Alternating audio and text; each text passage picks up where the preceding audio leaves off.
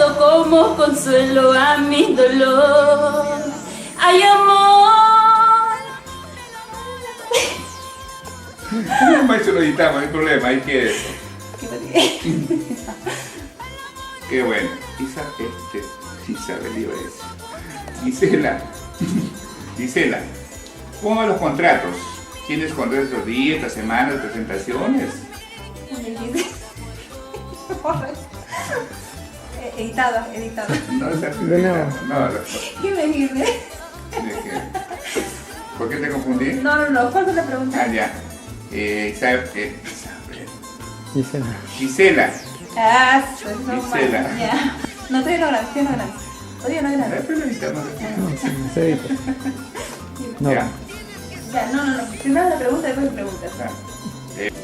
¿Qué tiempo damos?